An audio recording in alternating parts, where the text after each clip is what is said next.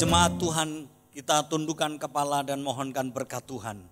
Sesungguhnya pertolongan kita datang dari Tuhan yang menciptakan langit dan bumi. Sebab itu marilah kita dengan penuh keberanian menghampiri tahta kasih karunia-Nya, supaya kita menerima rahmat dan menemukan kasih karunia untuk mendapatkan pertolongan kita pada waktunya. Dalam berkat nama dan anugerah Bapa, Putra, dan Roh Kudus, yaitu Tuhan Yesus Kristus, darah-Nya menyucikan, mengampuni segala dosa dan salah pelanggaran kita, dan biar ditunjukkannya lah kasih setia-Nya, kebajikan, kemurahan, berkat, mujizat, kesembuhannya, melimpah-limpah dalam hidup setiap pribadi saudara, dalam beribadah kepada Tuhan.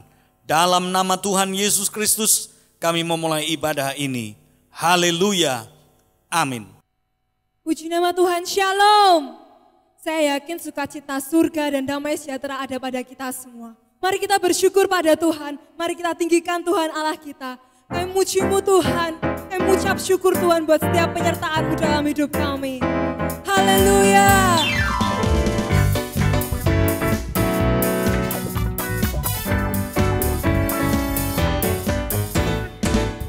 Datanglah ke bait-Nya dengan hati bersyukur, ke dalam pelataran-Nya dengan hati bersuka rasakan dan lihatlah betapa baiknya Tuhan bagi yang berlindung padanya. Akan bersorak-sorai, akan bersorak-sorai, bersyukurlah kepada Tuhan, sebab Dia baik, kawasannya untuk selamanya, kasih setia-Nya.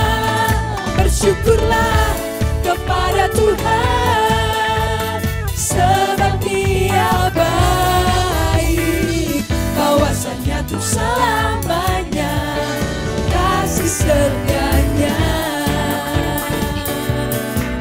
Haleluya. Kami muji-Mu Tuhan.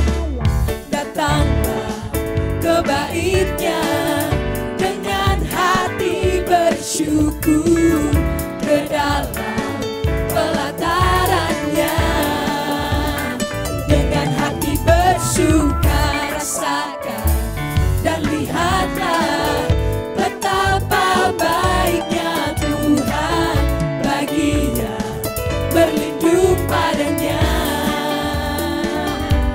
Akan bersorak-sorai, Sama-sama katakan. akan bersorak-sorai, bersyukurlah kepada Tuhan, sebab Dia baik, kawasannya untuk selamanya, kasih setia-Nya.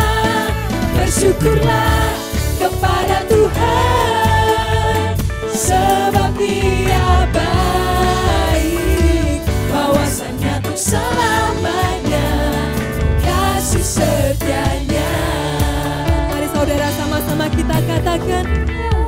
Kepada Tuhan, sebab Dia baik, bawasannya untuk selamanya, kasih setia-Nya.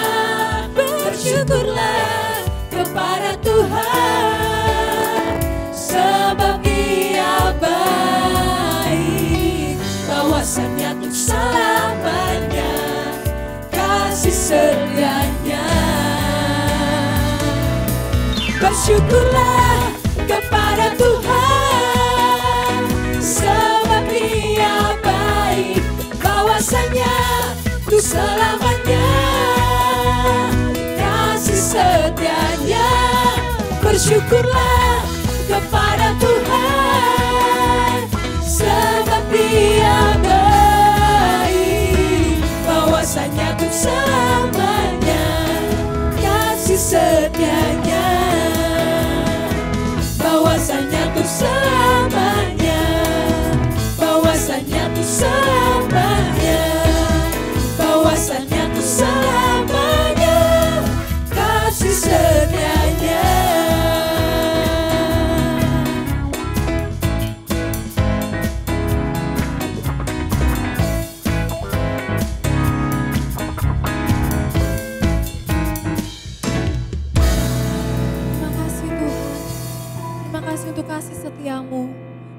kasih untuk pengorbanan-Mu Tuhan bagi setiap kami Bapa. Kami mau menyembah-Mu Tuhan. Kami mau tinggikan Engkau Yesus. Terima kasih Tuhan. Hanya Kau Allah yang layak disembah. Hanya Kau Allah yang layak terima segala pujian penyembahan kami Bapa. Ya Yesus telah mati bagiku.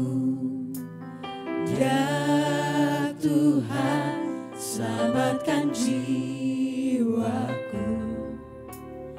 Bagi Dia pujianku tak dapat ku balas kasih-Nya. Dia angkatku jadi anak-Nya, beri damai di dalam hidupku. Bagi Dia sembahku, hanya Dia segalanya bagiku. Bagi Dia segala pujian, hormat serta syukur kekal selamanya. Bagi Dia segala pujian, hormat serta syukur selama-lamanya.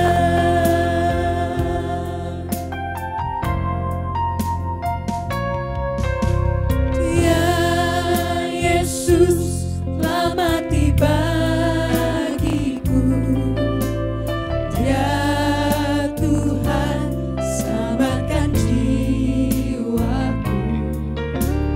Bagi Dia pujianku tak dapat ku balas kasih-Nya.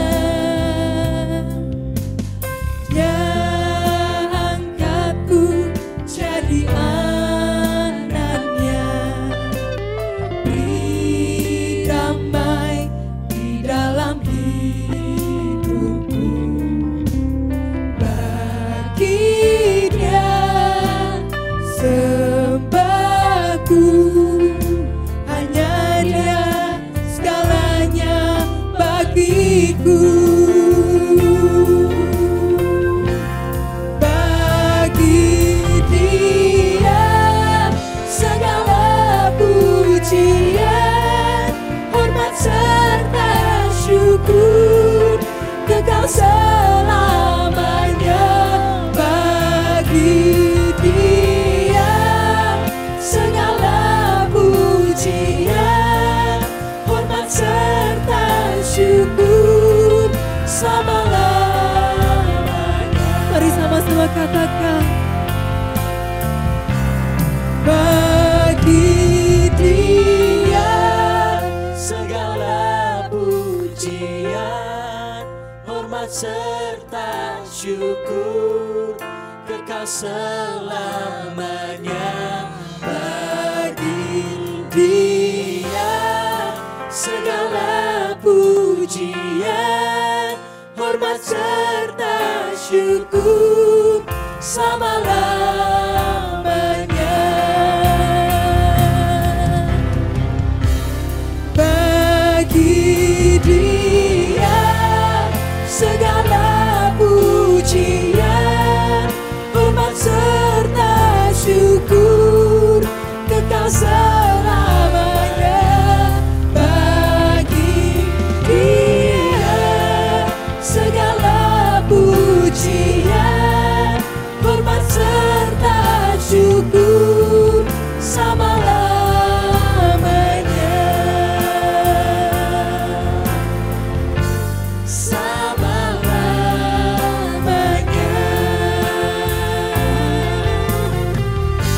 Selama-lamanya.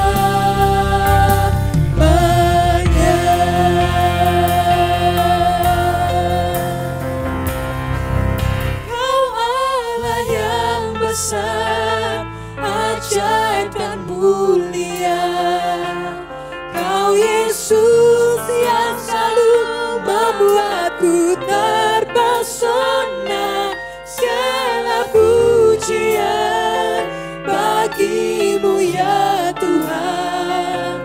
Hanya Kau yang layak ku agungkan.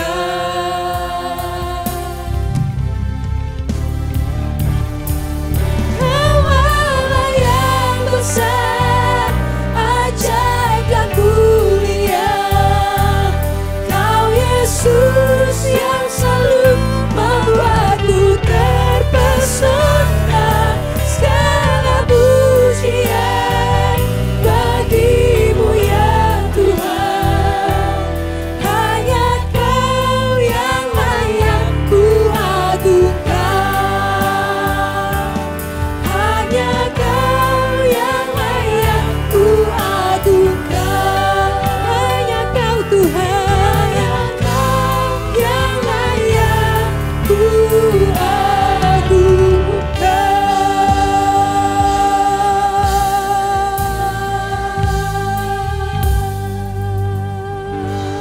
Haleluya. Marilah jemaat Tuhan yang dikasihi Tuhan, kita berdoa untuk mendengarkan firman Tuhan. Bapa di dalam sorga, dalam nama Tuhan Yesus Kristus, terjemahkanlah firman-Mu di hati setiap pribadi jemaat-Mu Tuhan. Roh Kudus, urapi hamba-Mu, urapi firman-Mu, menjadi makanan rohani, kekuatan bagi jiwa kami, untuk tetap setia, mengiring dan melayani Tuhan. Biar firman-Mu menjadi jawaban bagi setiap pribadi umat Tuhan. Dalam nama Tuhan Yesus Kristus kami sudah berdoa dan percaya. Haleluya. Amin. Shalom, salam sejahtera dalam kasih Tuhan Yesus Kristus. Puji Tuhan, kalau kita masih dalam keadaan selamat dan sehat semuanya karena anugerah dan kemurahan Tuhan. Saya berharap dan saya berdoa, biarlah setiap pribadi jemaat Tuhan, umat Tuhan bersama dengan keluarganya Hagias Family dalam keadaan selamat, sehat, tak kurang suatu apapun dalam perlindungan dan pemeliharaan Tuhan. Saudaraku, kalau saya bertanya pada saudara, siapa yang mau menderita? Saya rasa tidak ada seorang pun yang mau menderita. Tetapi kalau saya bertanya pada saudara, siapa yang mau hidup keberkatan? Saya percaya semua akan berkata haleluya dan mengaminkannya. Gereja hari-hari ini banyak berbicara tentang berkat, berkat, dan berkat. Dan umat Tuhan senang dengan berkat Tuhan. Padahal Tuhan tidak hanya berbicara tentang berkat, tetapi juga tentang penderitaan. Kalau kita ingin menjadi orang Kristen yang sungguh-sungguh, yang sejati, maka kita juga mau menerima berkat Tuhan, tetapi juga penderitaan yang Tuhan boleh izinkan terjadi dalam kehidupan setiap pribadi kita. Saudaraku, hari-hari terakhir ini kita ada pandemi corona, di mana seluruh dunia mengalami hal tersebut. Penderitaan yang dialami bukan hanya bagi orang-orang yang tidak percaya Tuhan, non-Kristen, tetapi bagi semua orang, termasuk orang Kristen di dalamnya. Dan bagaimana kita menyikapi, bagaimana kita mempelajari, yaitu terjadinya pandemi corona ini menjadi pelajaran apa dalam hidup kita yang bisa kita tarik dalam hidup ini. Tema firman Tuhan saya beri tema, mengapa orang Kristen menderita. Kita baca di dalam Filipi pasal 1 ayat 29. Filipi pasal 1 ayat 29 dituliskan demikian. Sebab kepada kamu dikaruniakan bukan saja untuk percaya kepada Kristus, melainkan juga untuk menderita untuk Dia. Saudaraku, bukan hanya saja kita diberi kepercayaan untuk bisa percaya kepada Kristus, tetapi kita juga diminta untuk menderita bagi Kristus. Apa yang bisa kita pelajari tentang penderitaan ini? Saudaraku, ada 4 hal yang kita bisa belajar tentang penderitaan ini. Yang pertama, saudaraku, penderitaan itu diizinkan oleh Tuhan supaya mendisiplin umat Tuhan, anak-anak Tuhan. Supaya orang-orang yang sudah berjalan menyimpang dari jalan-jalan Tuhan boleh kembali kepada jalan-jalannya Tuhan. Penderitaan diizinkan Tuhan supaya orang-orang mengalami pertobatan. Supaya kita hidup dalam pertobatan. Saudaraku, Christian suffer, orang Kristen menderita karena Tuhan ingin supaya kita mengkoreksi diri, memeriksa hidup kita. Jangan-jangan ada sesuatu yang telah kita lakukan yang salah di hadapan Tuhan. Pandemi corona diizinkan Tuhan supaya masing-masing pribadi kita, umat Tuhan, gereja Tuhan, berkontemplasi diri, mengoreksi hidupnya, memeriksa hatinya. Jangan-jangan sudah kita salah kepada Tuhan. Di dalam kitab Lukas pasal 15 diceritakan tentang ada seorang anak yang terhilang. Dia pergi meninggalkan keluarganya, orang tuanya, bapaknya. Dan saudaraku, ketika dia pergi dengan segala warisan yang dia terima, dia menghambur-hamburkan uang tersebut. Sampai akhirnya habis, bangkrut, berpesta pora, berfoya-foya, melakukan kejahatan, dosa di hadapan Tuhan. Sampai dia mengalami penderitaan. Dan Tuhan izinkan hal tersebut terjadi dalam hidup anak terhilang ini.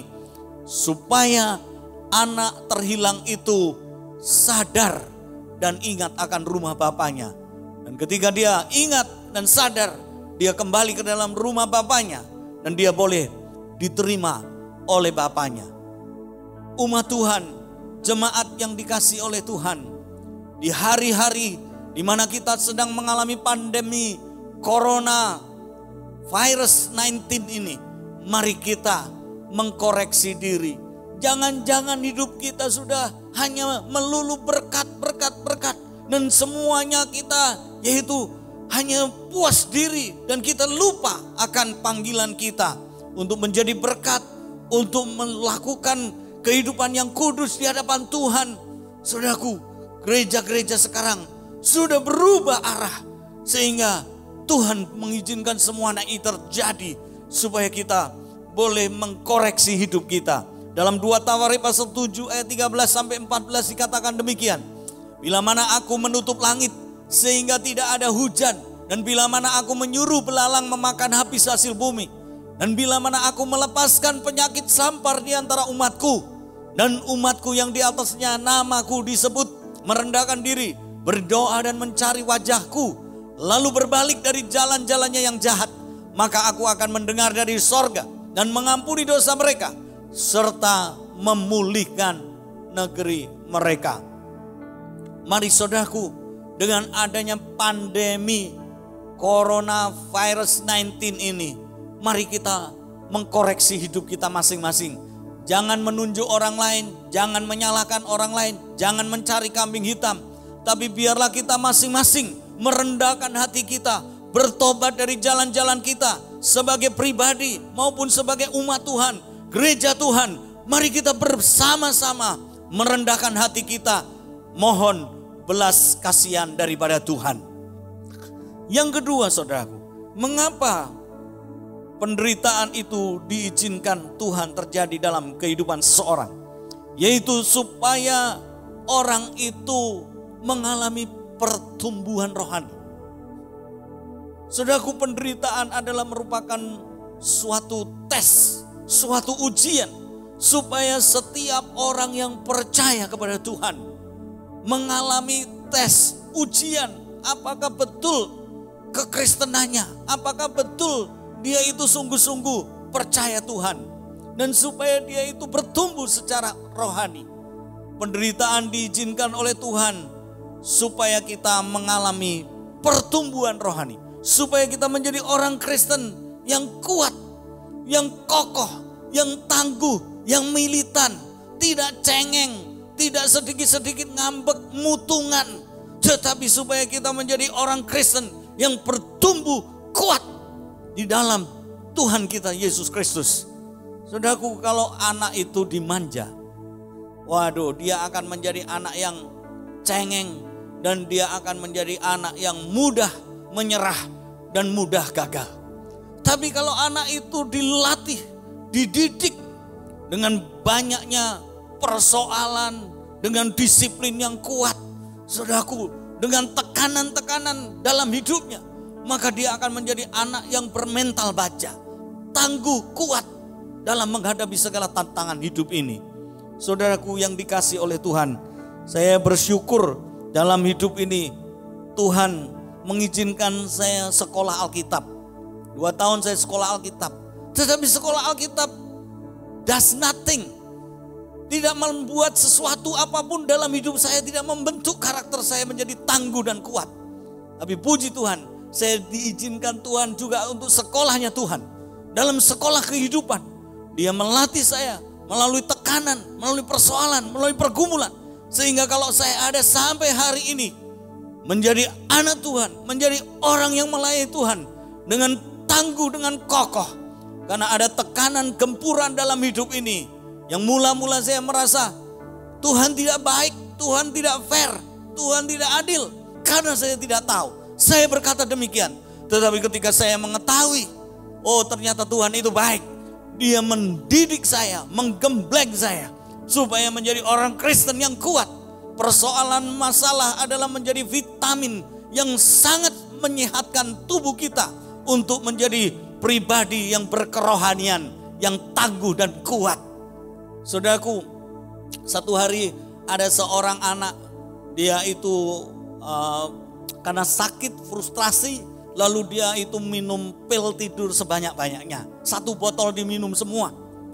Lalu dia segera dibawa ke dokter, dan dokternya pesan sama orang tuanya, jangan sampai anak ini tidur, sebab kalau tidur mati dia. Saudaraku, maka oleh orang tuanya, anak yang minum pil tidur 1 botol tersebut, saudaraku, kalau dia mau tidur sedikit, lalu dipukul oleh orang tuanya. Dia dipukul oleh orang tuanya. Setiap dia mau tidur, dipukul oleh orang tuanya. Supaya tidak tidur. Saudaraku, sebab kalau dia tidur, dia akan mati. Kadang-kadang kita tidak tahu. Tuhan mengizinkan penderitaan datang dalam hidup kita. Seolah-olah memukul kita. Supaya kita tidak mati, tetapi supaya kita tangguh, supaya kita kuat, dan supaya kita menjadi orang-orang Kristen yang di dalam Tuhan menjadi kokoh dan militan. Yang ketiga, saudaraku, mengapa Tuhan izinkan penderitaan itu datang dalam kehidupan seseorang? Supaya rencana Tuhan itu digenapi dalam hidup orang tersebut. Ada penggenapan rencana Tuhan di dalam hidup orang tersebut. Satu hari murid-murid Tuhan melihat seorang buta yang sejak dari lahirnya. Lalu murid-muridnya bertanya, salah siapakah ini Tuhan? Apakah salah orang buta itu yang sudah sejak lahir dia buta? Apa kesalahannya dia secara pribadi? Atau kesalahan orang tuanya?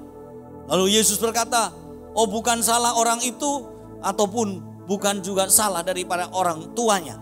Tetapi supaya nama Tuhan yang dipermuliakan. Saudaraku yang dikasih oleh Tuhan, kadang-kadang Tuhan izinkan penderitaan datang dalam hidup seseorang supaya rencana Tuhan digenapi. Penggenapan akan rencana Tuhan terjadi dalam hidup orang tersebut. Saudaraku, seorang yang bernama Yusuf, dia adalah seorang yang mengalami banyak penderitaan dalam hidupnya. Tuhan memberi mimpi kepadanya bahwa satu hari dia akan menjadi orang besar. Tetapi dalam realita kehidupannya, dia mengalami banyak penderitaan dalam hidupnya. Saudaraku, untung dia tidak marah. Untung dia tidak menyerah. Dia pernah ditangkap oleh kakak-kakaknya dan dimasukkan ke dalam lubang sumur yang gelap. Dia pernah dijual kepada pedagang-pedagang dari Ismail dan dia dijadikan budak. Dia pernah difitnah oleh istri Potifar dan dimasukkan dalam penjara. Dia pernah mengalami dilupakan orang ketika dia tolong orang yang dipenjara dan dia dilupakan oleh orang tersebut. Saudaraku, dalam segala hal dia mengalami penderitaan. Tetapi satu hal, bahwa Tuhan punya rencana yang besar dalam hidupnya. Melalui penderitaan-penderitaan yang terjadi dalam hidup Yusuf, ternyata Tuhan sedang menata jalan hidupnya untuk menjadi orang yang besar di Mesir. Jemaat yang dikasih oleh Tuhan, penderitaan boleh terjadi dalam hidup kita, tapi ada rencana Tuhan yang sedang dan akan digenapi dalam kehidupan saudara. Di dalam kitab Kejadian pasal 50 ayat yang ke-19 dikatakan demikian. Yusuf berkata kepada mereka, janganlah takut sebab aku inikah pengganti Allah. Ayat 20 dituliskan demikian. Memang kamu telah mereka-rekakan yang jahat terhadap aku, tetapi Allah telah mereka-rekakannya untuk kebaikan, dengan maksud melakukan seperti yang terjadi sekarang ini, yakni memelihara hidup suatu bangsa yang besar. Saudaraku, saudara-saudara Yusuf merencanakan yang jahat, mereka-reka yang jahat, tetapi Tuhan mengubah untuk kebaikan daripada Yusuf. Dari seorang budak, akhirnya dia menjadi seorang Perdana Menteri di Mesir yang berkuasa memelihara satu bangsa yang besar, bangsa Mesir dan juga bangsa Israel. Puji nama Tuhan, saudaraku. Penderitaan Tuhan izinkan supaya menggenapi segala rencana Tuhan dalam hidup seseorang.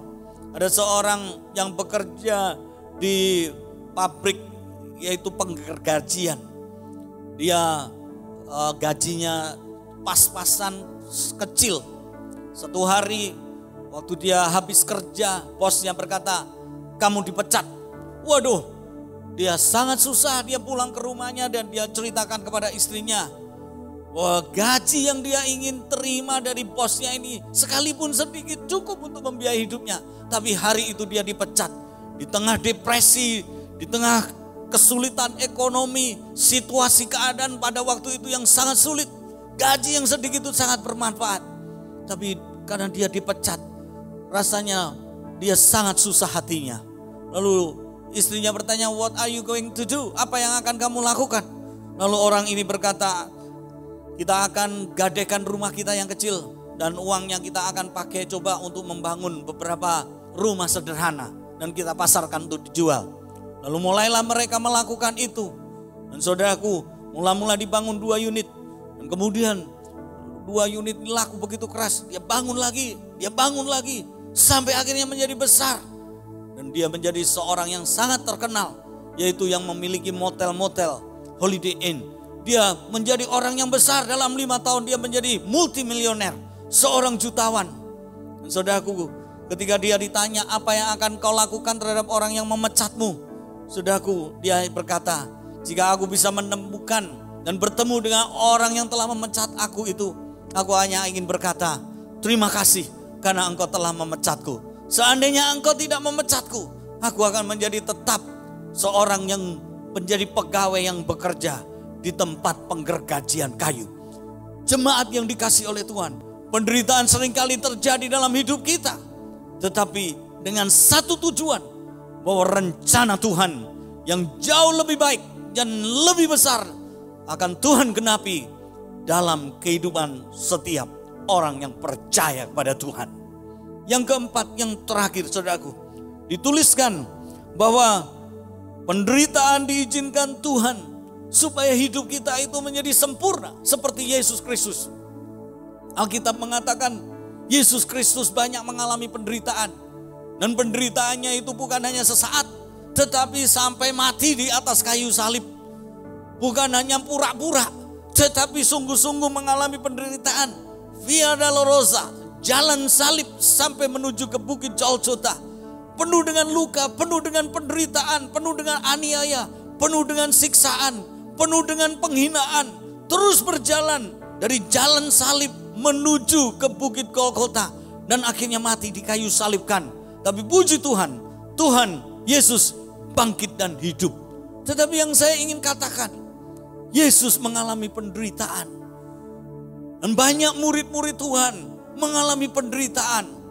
Yakobus muridnya mengalami penderitaan, kepalanya dipancung, dipenggal kepalanya. Paulus juga matinya dipancung kepalanya. Polikarpus juga matinya dibakar. Saudaraku, Paulus berkata di dalam Filipi pasal 3 ayat 10, yang ku kehendaki ialah mengenal dia dan kuasa kebangkitannya dan persekutuan dalam penderitaannya, di mana aku menjadi serupa dengan dia dalam kematian. Banyak orang Kristen sekarang inginnya berkat. Begitu menderita sedikit sudah meninggalkan Tuhan, melupakan Tuhan, dan menghujat Tuhan. Tapi biarlah kita boleh meniru kehidupan dari Paulus, kehidupan dari murid-murid Tuhan yang lain. Sekalipun mereka mengalami penderitaan, mereka tidak undur daripada Tuhan, tetapi terus maju. Penderitaan hanya dipakai oleh Tuhan untuk menyempurnakan kehidupan setiap orang yang percaya. Saudaraku, hidup dan mati kita ada di dalam tangan Tuhan. Paulus berkata di dalam Filipi pasalnya yang pertama ayat 21. Karena bagiku hidup adalah Kristus dan mati adalah keuntungan. Saudaraku, hidupnya untuk Kristus, mati untung.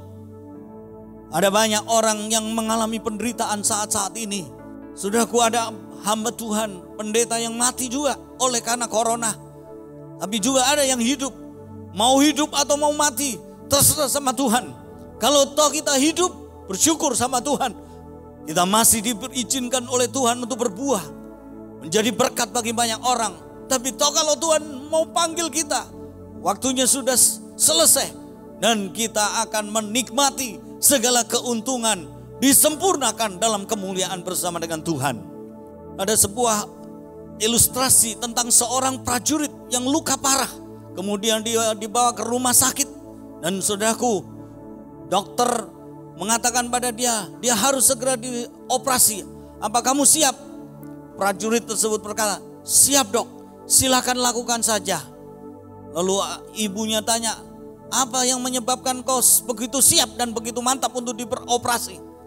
Lalu prajurit ini berkata demikian, sama saja. Kalau aku dioperasi, operasinya berhasil, aku keluar dari kamar operasi dan ibuku yang akan menyambut aku. Tapi kalau aku dioperasi dan gagal operasinya, saudaraku, aku mati meninggalkan ibuku. Tetapi di sorga Tuhan Yesus yang menyambut aku. Hidup atau mati tidak soal. Tetapi yang jelas ada yang menyambut, yaitu di bumi ini ibunya, di sorga ada Tuhan Yesus. Saudaraku, apapun yang terjadi dalam hidup saudara, penderitaan boleh terjadi dalam hidup seseorang. Tetapi penderitaan adalah jalan Tuhan untuk menyempurnakan hidup seseorang. Sebab itu pada hari ini, janganlah kita gentar dan janganlah kita takut dengan namanya penderitaan. Sebab penderitaan adalah terjadi dalam hidup setiap orang percaya untuk mendatangkan kebaikan. Ada 4 respon yang perlu kita lakukan di dalam menyikapi penderitaan. Yang pertama, penderitaan dipakai oleh Tuhan supaya kita mempunyai dan melakukan pertobatan.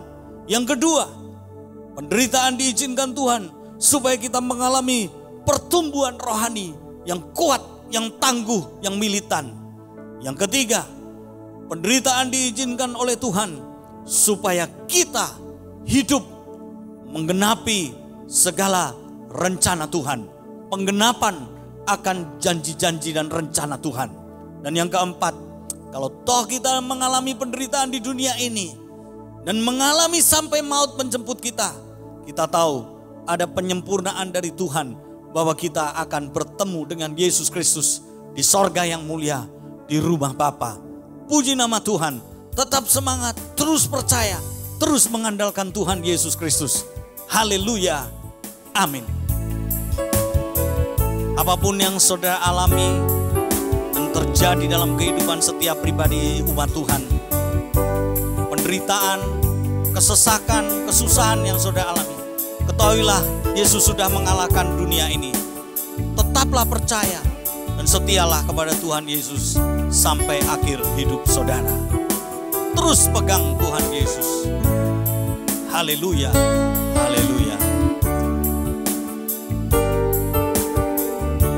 Saya mau iring Yesus, saya mau iring Yesus sampai selama-lamanya. Saya mau iring Yesus, saya mau iring Yesus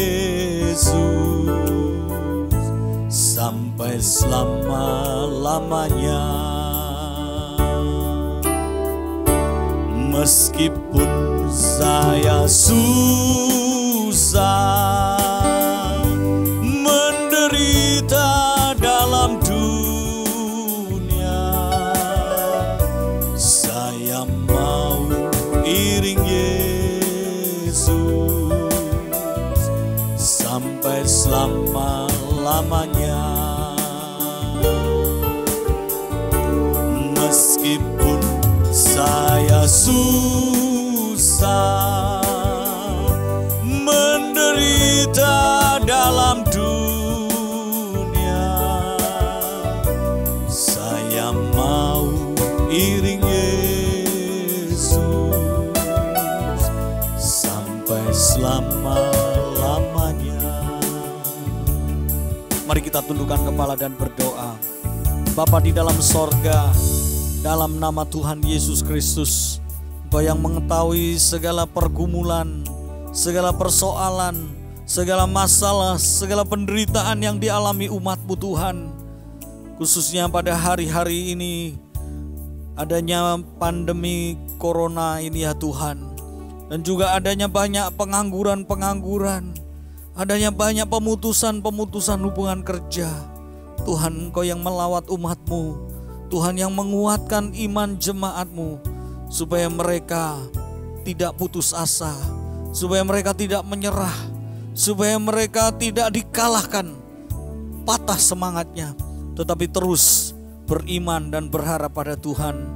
Tumpangkan tangan Tuhan atas hidup mereka, jamahlah hidup mereka, ulurkan tangan-Mu Tuhan, menjamah mereka, memberi kesembuhan bagi yang sakit, memberikan pemeliharaan kecukupan bagi mereka yang membutuhkan akan makanan, akan minuman dalam hidup mereka, memberikan pekerjaan-pekerjaan bagi yang kehilangan pekerjaan dan membutuhkan pekerjaan.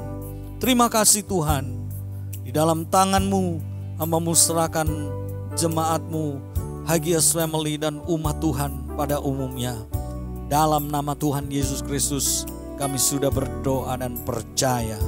Haleluya, haleluya, amin.